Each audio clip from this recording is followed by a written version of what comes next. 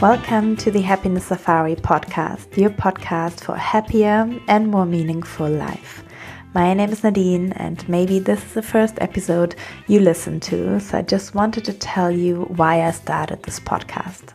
4 years ago, I was in a phase in my life where I was deeply sad and depressed. I just ended a 10-year relationship and freshly moved to London, not knowing anyone, when a friend suggested a podcast. The podcast was about spirituality and personal development, and it was the first podcast I ever listened to.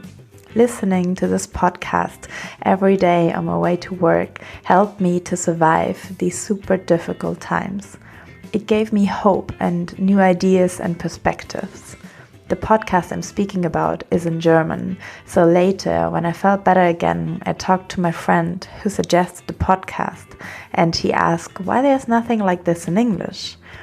Of course, nowadays, there are so many health podcasts also in English.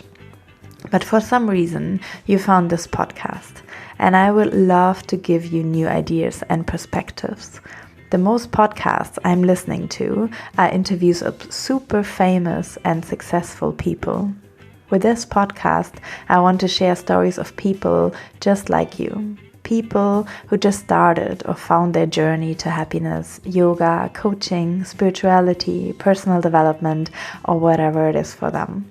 I hope these stories inspire you that whatever you want in your life is possible for you too. You are just at the beginning of your journey. Today on the podcast, I speak to Kazim. He's a founder of the Broken to Rise movement.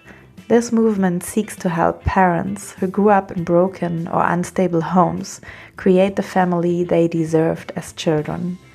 Kazim has also been running a clinic in his local community in the UK for the past 7 years.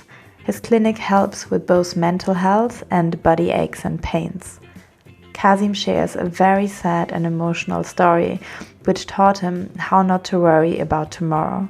I'm deeply grateful to have met such a wonderful and giving human being like Kazim, who only lives to help others.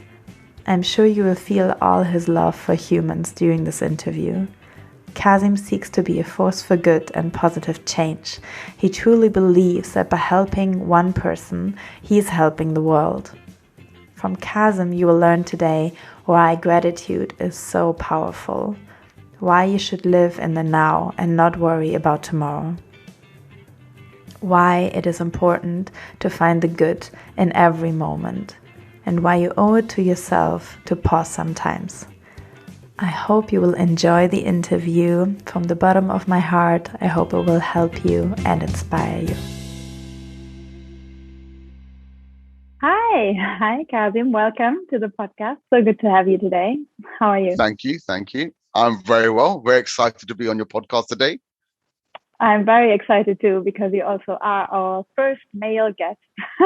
Representing. Yeah, exactly.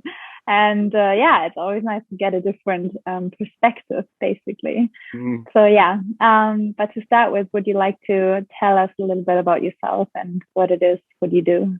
A quick summary. I am a person that is very... I'm a person that works with other people. So I work as a therapist and coach, and I help other people in a holistic manner to help when it comes to physical ailments and also mental health as well. Okay. Yeah, that's amazing. And I know you have been helping many people over the years and different sectors, and you had quite a journey yourself. That's right. At least, personally and professionally. Would you say there was a turning point in your life where you were, let's say, seeking happiness yourself or searching for happiness in a way? I'd say with myself, I think I've been able to. I was thinking about this. I've been able to find. I think, fortunately, and I think it might be due to my religious background. Actually, when I thought about this, that we're always taught to be. Well, in my teachings, I was always taught to be grateful. So even from a young age, it was to be is to be grateful and thankful for like the smallest things of the meal for the day. We'd be thankful for the clothes that we wore, and it'd be like a daily gratitude that would implement as part of our faith, to be grateful for the things we have. And I think through being grateful for the things that we had, well, had back then, it would generate a sense of happiness. And that was something I implemented from a young age, really. So I think for me, I've been able to see good and be happy um, from a young age. But obviously, as life hits you with its tests, or you could say its difficulties, then you have to really try and find it at those points. Then it can be a bit challenging to find it, because depending on what you're hit with will then depend on how much you have to really exert effort in trying to find happiness. And that's certainly something I've had to deal with in life. There's been ups and downs, and in the times when it's been really down and the low points in life, I've really had to work hard to find that happiness. But as we both, I think, agree on this point, it comes from gratitude and being grateful for that which you have. And if you can do that, then you're able to see some good or some light in your day. Yeah. Wow. So you would say that gratitude basically kind of carried you through your life and through all the ups and downs, and also the bad phases, basically. And try to, I remember about 7 years ago, when I was just starting my business. It got to a point where I'd used up all my money investing in my business, absolutely everything. I remember this point quite often, really, because it reminds me of how it was and what I used to do as a way to find happiness. And I remember I used to come home and there's hardly any money, there's hardly anything, but I used to come home and I would see my wife and kids, and they would be sleeping. I'd come home very late from work, very late, and I'd look at them and they would be sleeping. I'd come home maybe at midnight sometimes, and I'd look at them and I would say to myself that they're fed, but it's cold. They got, clothes on their back. And I used to stand in the doorway just looking at them, and I'd say to myself, and I remember I actually said this to myself daily: today is a good day. And I did that for a very long while, and that helped me get through some of the toughest points, really, of my life. Was that. Yeah, you actually shared this with me before. So would you like to share this kind of thought or concept you kind of created for yourself a little bit more in detail with our listeners? Because I found it so powerful when you told me about it. So I think, was it the one where basically is that if okay, so it's the mechanism I use, and I still use it now. It's like, if today is catered for, okay, in terms of like the basic needs: shelter, food, warmth, clothing, and it's taken for, I have it today, and I know I will most likely have it tomorrow, then that's all I'm concerned about. And if that's fulfilled, then I can be grateful, I can be content, and from that, I believe you can be happy. And that's something I deploy as of now.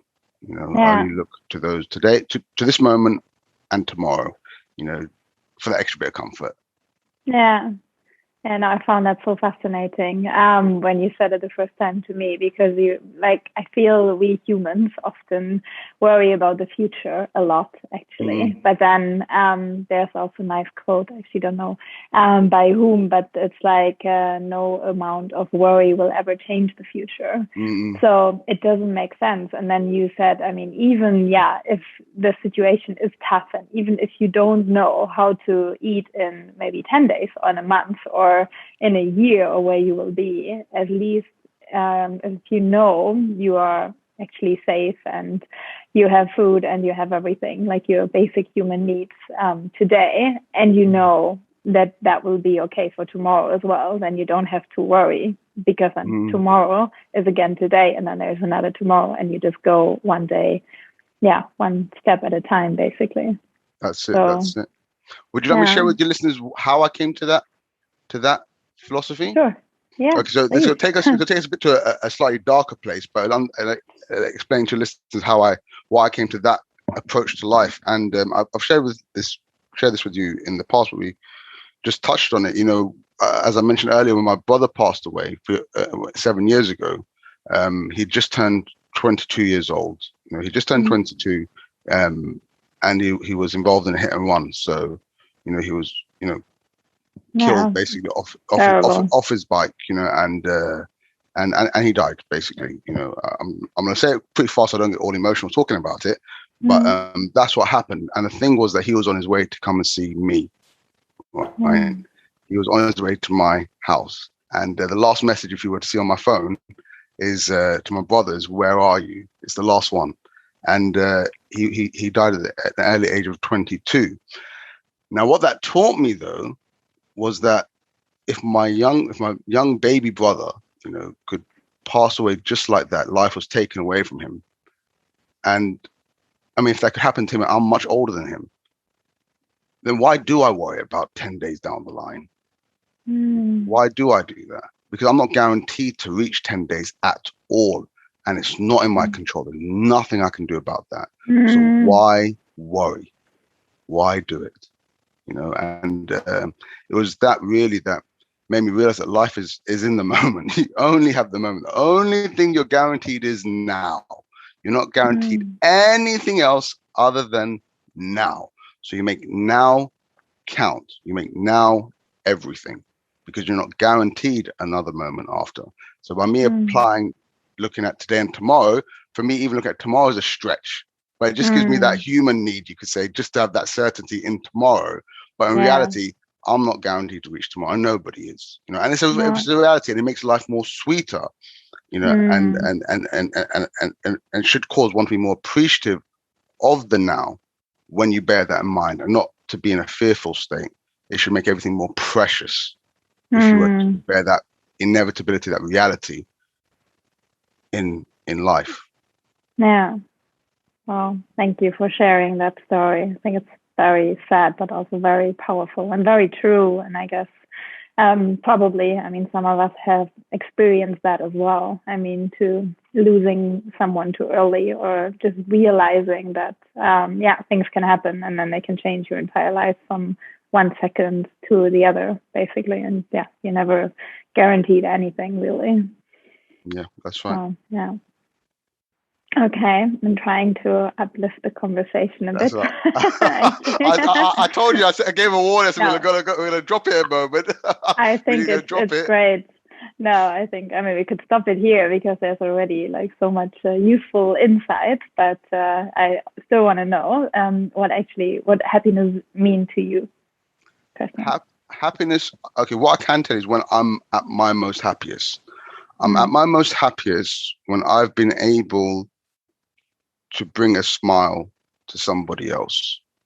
And I'm at my happiest when I see smiles and joy on other people. That's when I'm at my most happiest. So for me, to find happiness, I try to be my best to bring joy and happiness to others, because that in turn makes me joyous and happy. Wow. And I mean, as far as I know you now, I think you do that minimum every day, probably several times a day. You know me well. People, yeah. So maybe that's already answering the second question then. What is it actually what you do to be happy? So is that the one, or is there something else? What I do to be happy, I try to find the good in every moment, or the joy in every moment. So I'll give you an example. The other day I took my children to the park, and all three of them, they were climbing a tree. Okay, a beautiful day. They climbed the tree. My eldest son got higher, my daughter was in the middle, and my baby, my 5-year-old, couldn't climb the tree, basically. He was right at the bottom. And I was standing away from them, and I looked at them. It was a beautiful day. The sky was blue. The tree was lush green, and they were smiling. They were happy. And I just took a moment. I looked at them, and I smiled. I actually got teary, to be honest. And it was tears of joy, because I paused for a moment to observe, to watch, and from that, I was grateful, and from that, I was happy. Mm. Yeah, that's beautiful.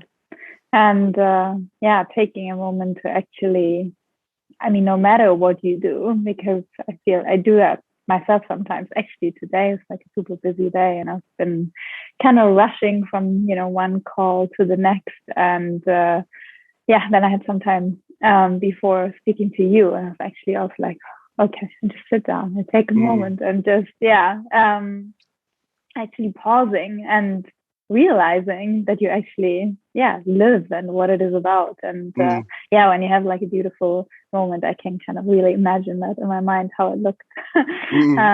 Yeah, there's monkeys in a tree, really. oh.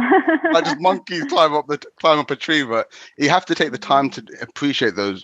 Just you have to pause. You have to pause, and because like you said, life is busy at times. It can be busy. So when you have these beautiful moments happen, you really have to. You owe it to yourself to pause. You owe it to yourself to pause and appreciate the joy in that moment, because we are busy a lot of the times. We are busy. So enjoy the blessing when you receive it, and take time to pause, reflect, and be happy. I think that's a very good advice. Okay, then that will lead me to the next question, which is, what was the happiest moment in your life? Happiest moment of my life, I do have a few, but I think the happiest was when I became a dad. I think becoming a father for me was awesome. Like, it was bloody awesome. It's still awesome. Like, I was just finishing playing a computer game with my kid. Like, it's but I think the happiest moment for me is the day I became a father. I think definitely that for me was holding my boy for the first time, and playing with him, and everything that comes after that. As he's grown, has been a privilege, and it's been joy after joy, happiness after happiness. But it takes one to pause and be grateful for it in order to be happy. Even when they're screaming and kicking and shaking the house down with their screams, and they're crying at night, but you can find outside of that cause to be happy, and cause to be joyous. Yeah, that's funny, because when you described it, I thought your children, they don't cry or scream. My daughter, Nadine, she was the test. She was a test. Because she had a high pitched cry. So when she was crying at night, I remember thinking that I'm not going to bore you listening to all the details, but that was she was the most challenging cry, because it was a girl's is a high pitched cry, and it used to feel like it went through one ear, destroyed my brain, and then come out the other side. But she's my angel, she's my angel, and I think that's also part and parcel of the human experience, that you have the not the bad, I don't say bad, but the less let's say the challenging moments, let's say, right? But I think that's what makes the happier moments more sweet, if that makes sense. I think it does. It does. Yeah, I think, because now, I mean, like, she's she's just a wonderful girl, absolutely wonderful. She's 6 years old now, and it's wonderful moments day by day. Yeah, I can imagine. So what do you do? What did you do in these moments when she would like kind of scream or cry like that? Would you? What is going on like in your mind when that happens? In my mind, I thought, because I always privileged myself. Okay, so I'm really good with children. I'm really, really good, and that's because I'm the eldest of like a lot. I'm the eldest. I come from a large family. I'm the eldest, and my mum raised me to be the type of brother that could take care of my siblings. And when I became a father, it was like second nature to me. I didn't find it difficult at all to be a dad, but my daughter, that's what I'm trying to say, that was challenging. That cry at 2:00 in the morning, and I couldn't sometimes comfort her. And I'm thinking, what in the world? Like, I can't comfort my daughter, me. Ooh, and okay. It was that I think like, why like, have I lost my charm, or have I lost my ability? Like, where's it gone? But I think it was I think suppose those type of thoughts, I just wondered whether I was doing something right, whether I was doing something wrong, really, because she wouldn't calm down for sometimes a long time, no matter how much I rocked her, how much I tried to soothe her. It just wouldn't work sometimes. Eventually it would, but I was used to really a couple, not too long, and then they would eventually soothe or peaceful. But with her, she challenged, she pushed the limit with that, definitely. Yeah. But these times are over now. Oh yeah. That's why. I don't think I got it in me anymore. But no, I'll tell you a quick story. I had a client come in the other day, and he's a father for the first time, and his wife had come to my. So husband and wife and their child, first time parents. They come to my practice. His wife went in for treatment, and he was left with the baby. And with his baby, and the baby started crying, and it was like it got to that high, it was really worked up. The child was really, really worked up. So I walked out of the office. I looked at him, and he looked at me like in desperation, like, what do I do? My wife's being treated. What do I do? So I looked at him. I said, look, just give me. There's a term we use in our language. It's Aja. Yeah, it was like give me. Yeah. So I held his son. It was his first son. Yusuf is his son's name. A beautiful child. And yeah, I soothed him to sleep, And so I'm in the office. I'm in the waiting room. Sorry, I'm in the waiting room. I'm lying like this. I've got his baby on my chest. I've soothed him to sleep. He's sitting on the right hand side of me. Eventually, his wife comes out of the treatment room, and she just looks at me, looks at her baby, then looks at her husband, and that look like, what the hell is going on here? Like, what's this guy doing with our baby? But yeah, that was only not too long ago. I was able to I don't know, but it's like it's a moment of happiness and joy for me. It's a moment to be grateful and to be happy. Yeah, and you still got it in you. Still got it. Nice. Oh, nice. This has been really nice. Actually, my last question would be, is there, because I know you also recommended me some good books. So is there any book which kind of changed your life, or one book you would like to suggest? There's two that I really would recommend. It's a book called As a Man Thinketh by James Allen. And another book is Man's Search for Meaning by Viktor Frankl. Two of the best books I've read in terms of a balanced approach to life. I think you read the two of those, it will give you the tools you need, and also the understanding you need to overcome the inevitable, you could say, pain we may experience in life, but will give us strategies in how to see the good and the joy. To give you an example, Viktor Frankl, who wrote Man's Search for Meaning, was a psychologist who ended up being, him and his family ended up being captured and taken to Auschwitz, the Jewish concentration camps, and his whole family was murdered, basically. And he tells his story of how he survived that, got through it, and the difference between the people that didn't make it through Auschwitz and the ones that made it through. And it was all about their mindset. And he goes through that because he's a psychologist himself. And when he came out of it, he actually created his own form of therapy called logotherapy, which means meaning-based therapy.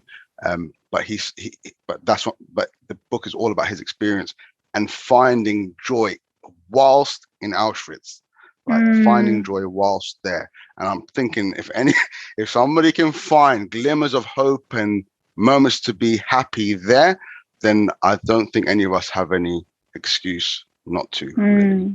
Very true. I actually read that book this year, and but it's nicely described for the listeners. So I would also really recommend that. I think that's the one book everyone should read. Definitely. Oh wait, you might do the video in it, so I'll just show it here so they know what it looks like. There we go. Yes. Where is mine? I don't have it here actually. This is one of the books. I don't know where my other book is, but that's okay. That's Man's Search for Meaning there. I will put it in the show notes so people can find it. Brilliant. Okay. Well, that was super, super nice talking to you. Thank you so much for your time. It's been an honor. Absolutely. Yeah. Mine as well. And please keep doing what you're doing. Don't ever stop making people smile. Thank you. I hope you liked this interview and it touched your heart as well. If you feel like, yes, it makes sense what they're talking about, but I have no idea how to implement that in my life, that's okay. That's why we're here to help. Maybe you're in a place in your life now where you're experiencing some struggles and you're not alone with that. I hope this podcast and interviews empower you to make a change. In my one-on-one coaching, I share with you all the tools I used to get out from being depressed to having a happy and meaningful life. But there's more than that. I know there's so many free information out there, so many tools and techniques, but the moment you choose help, even if it's me, Kazim, a therapist, or another coach, you have somebody on your side, somebody who's fighting with you for the same goal, somebody who holds your hand during your journey. If you're interested and you would like to discuss your options and just have a chat, send me a message and we schedule a free call. That's my gift for you because I want you to be happy. Have a wonderful day. I talk to you soon. Nadine.